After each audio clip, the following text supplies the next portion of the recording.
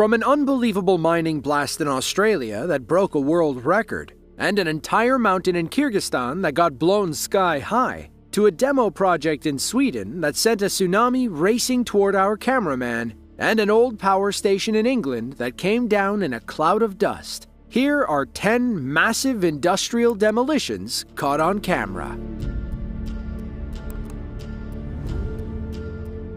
Kyrgyzstan is a landlocked country in Central Asia. It's bordered mainly by the other Stan countries, such as Kazakhstan to the north, Uzbekistan to the west, and Tajikistan to the south. It's home to about 7 million people, most of whom are ethnic Kyrgyz, followed by small pockets of Uzbeks and Russians. They may only account for a small portion of the population, but those Russians are making big moves in the hydropower game.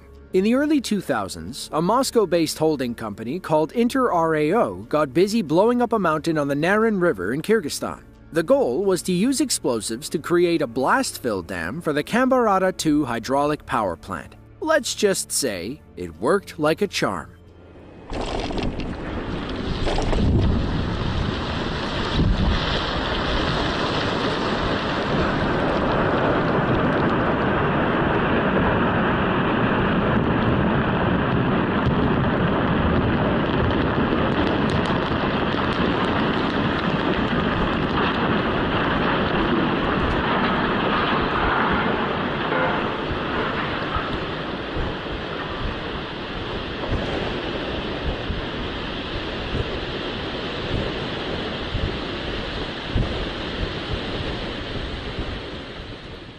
Kambarata 2, or KHPP2, has been in development since 1988. The first turbines came online in November of 2010, and they've been looking to expand ever since. We believe this demolition project took place sometime in 2013. According to a report, the attack plan involved 2 charges placed deep in the mountain. The first and smaller explosion saw 700 tons of TNT loosen the rock, before 2,300 tons of TNT finished the job seconds later.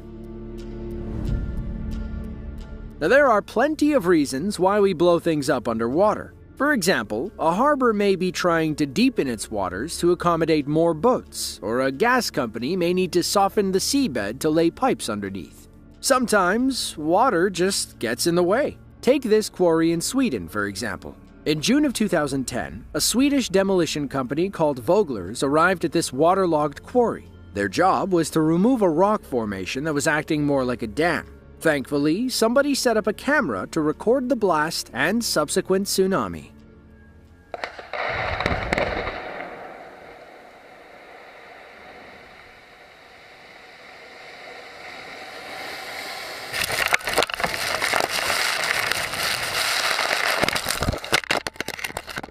From what we can gather, the quarry had 15 meters, or roughly 50 feet of water in it. Voglers used 5.2 tons of dynamite to blow up the rock wall, which sent the tsunami racing toward our camera. Next door in Norway, another demolition team rigged a rocky riverbed with about 1,100 kilograms of TNT. This time, a cameraman recorded the entire thing from the opposite side. Unfortunately, things didn't go according to plan, and he found himself ducking for cover when bits of rock started raining down upon him.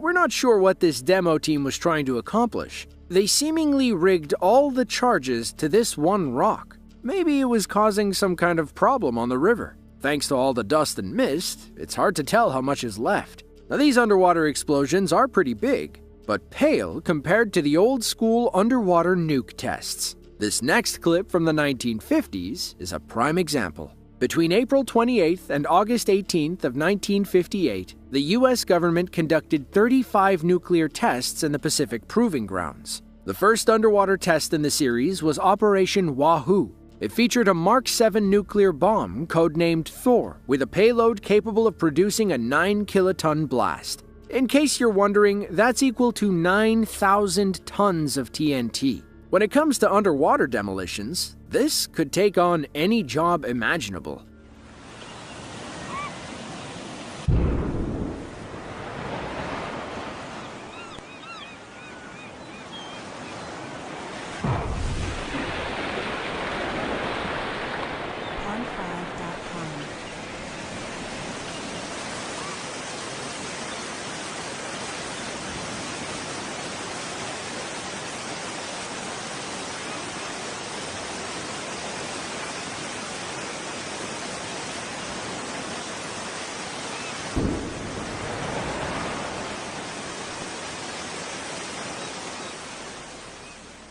The U.S. government continued testing underwater nukes until 1963, when President Kennedy signed the Limited Nuclear Test Ban Treaty. It officially banned weapons tests or other atomic explosions underwater, in the atmosphere, and in outer space. Whether we're clearing debris, laying pipes, or just blowing things up for fun, underwater explosions provide a unique twist on the classic demolition job.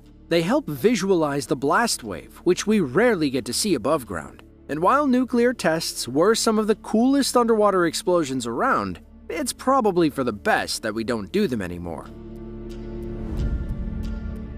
Mines, quarries, dig sites, they all have one thing in common. They're full of rocks. Those rocks prevent miners from extracting the precious metals beneath, so they often turn to explosives to clear a working path. The Blackwater coal mine in central Queensland, Australia, is among the largest in the world. Its coal reserves amount to roughly 877 million tons. Of course, if they want more, they need to blast for it. Blackwater was established in 1967. In 2007, new technologies allowed for a massive boost in production. They wanted to expand, so in 2008, they started blasting. This involved several rounds of overburden removal. In mining, overburden is basically all the rock and soil preventing you from getting to the good stuff. The best way to move it is to simply blow it up.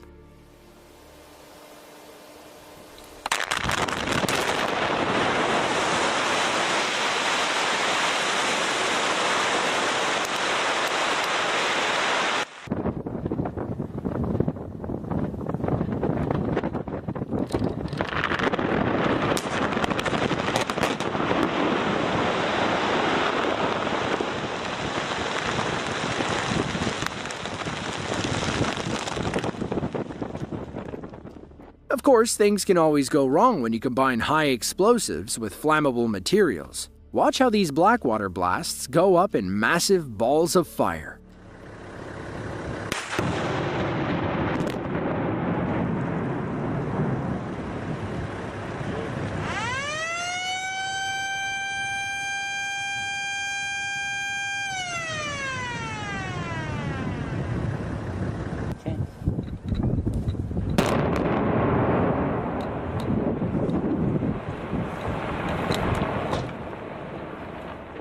Thankfully, these hazards are expected, and demolition teams take every precaution. In 2023, the BHP-Mitsubishi Alliance, or BMA, bought Blackwater Mine for $3.2 billion. The same company also owns the Caval Ridge Mine in Queensland's Bowen Basin. In December of 2019, the mine set a world record for the largest electronic blast using wireless technology. Here's what that looks like from the cameras stationed nearby.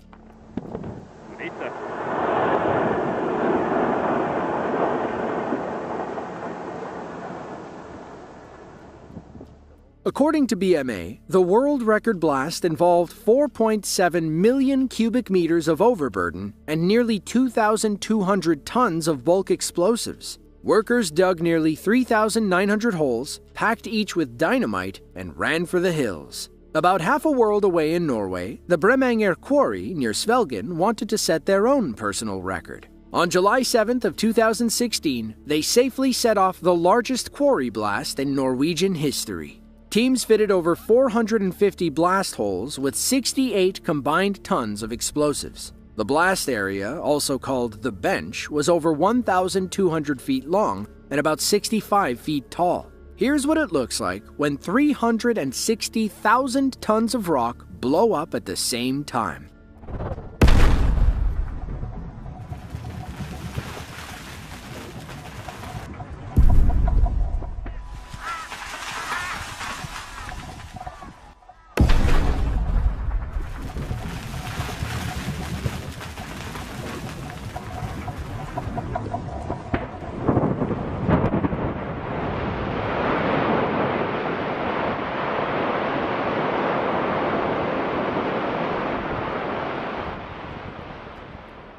not all coal mine blasting is this over the top. Take this clip from the Singrauli coalfields of Madhya Pradesh and Uttar Pradesh, India. This one looked more like a ground-level fireworks show.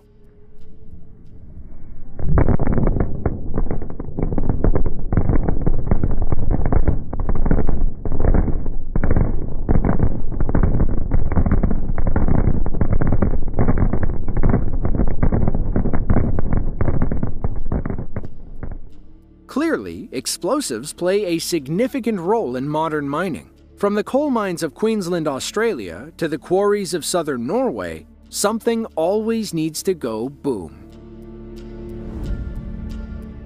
Most people don't think about pipelines all that often. It's funny because we rely on them every second of every day. From flushing the toilet to putting gas in the car, pipelines make our lives way easier than they used to be. Some pipelines are above ground, like Alaska's oil and natural gas lines. Most of the time, they dip underground, which means someone has to get digging.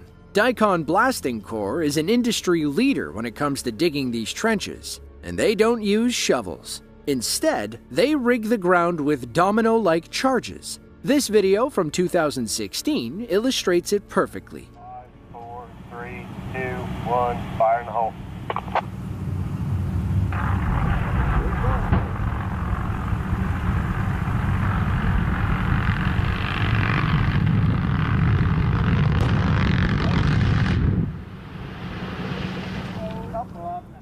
Now this clip comes from the Atlas Pipeline project in Connerville, Oklahoma. It involved Daikon blasting about 23 miles of trench to make way for a 60-mile pipeline. It's easier to rig these snake charges and let them rip when they're out in the middle of nowhere. It almost looks like the sandworm from Dune is coming toward you. But not all pipeline blasting happens in remote areas. How do you think they get water and gas lines to and from your neighborhood? This next Daikon demo is from the South Nashville Connector project.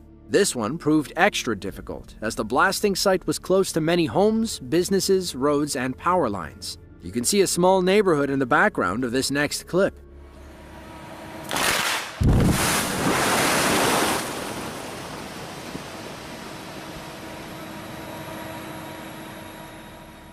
Thankfully, the Daikon team knows what they're doing. They blasted close to 18,000 feet of trench without issue. That was thanks in part to the rubber blasting mats you see over the site. They help prevent debris from the blast from reaching populated areas. This final clip comes from the Sterling Pipeline project, in which Daikon worked with ONEOK, a Tulsa-based natural gas company, to lay over 500 miles worth of pipe from Oklahoma to the Texas Gulf Coast. It involved Daikon blowing up 67,000 linear feet and moving over 3,600 cubic yards of rock. Here's what part of that looks like in real time.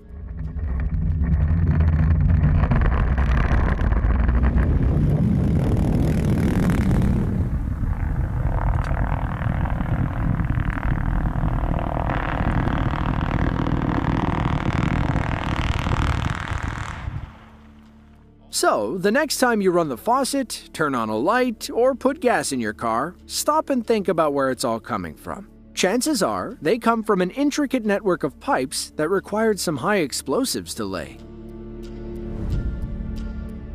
Back in the day, the Deauville Beach Resort was the hottest hotel in Miami, Florida. It hosted all kinds of celebrities and major pop culture events. When the Beatles played on Ed Sullivan in 1964, the show was broadcast live from the hotel ballroom. It's where Frank Sinatra liked to stay when he was in Miami. Heck, even President Kennedy checked in a few times. Sadly, a massive fire rendered the historic hotel inoperable in 2017. The owners, however, neglected to make repairs. They said they didn't have enough money or the proper insurance. For the next 5 years, the Deauville sat in gross disrepair. Then, in November of 2022, the city decided to tear it down. As expected, the hotel put on one last show.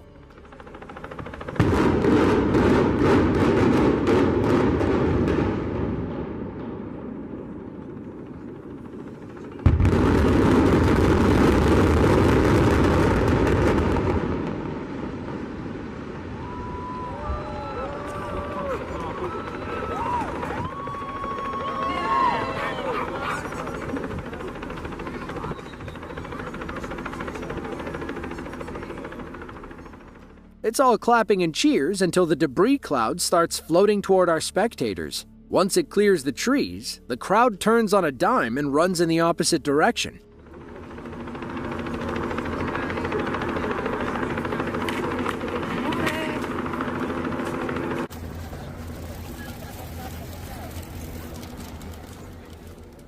Other than the looming cloud, the demolition went off without a hitch. Over 50 years of American history came down in a matter of seconds. Across the pond, 50 years of English history came down around the same time. This one just wasn't as glamorous. The Eggborough Power Station was a landmark in North Yorkshire, England. Construction began on the coal-fired plant in 1962. It featured 8 cooling towers, a 660-foot chimney, and a main boiler house. If you're a Fast and Furious fan, you would have seen the Eggborough station in 2019's Hobbs & Shaw. The power plant shut down for good in 2018. Then, St. Francis Development and Investment Group bought the property for an undisclosed sum. They planned on turning it into a modern industrial site. They just had to blow everything up first.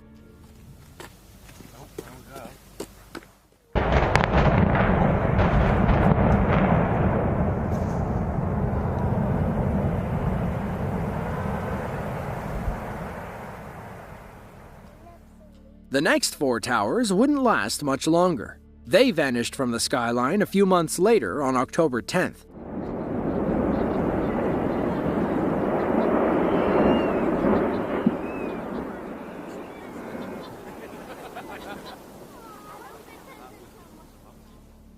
All that remained were the chimney, the coal bunker bay, and the main boiler house. After taking the fall and winter off, demolition crews spent 5 months between March and July rigging everything else to blow.